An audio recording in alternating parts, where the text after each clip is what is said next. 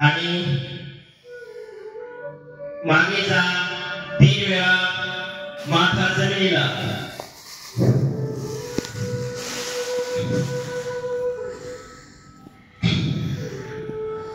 समोर या.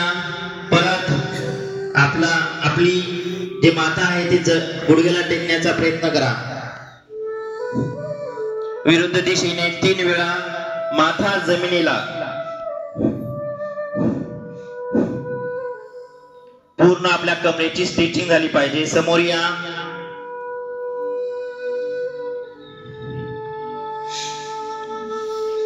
मागे जा 3 वेळा जमिनीला माथा टेकवा.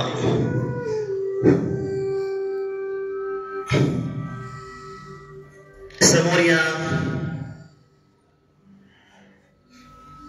उजव्या साईडला 3 वेळा माथा जमिनीला. पूर्ण आपल्या कमरेला पीळ बसली पाहिजे. स्ट्रेचिंग झाली.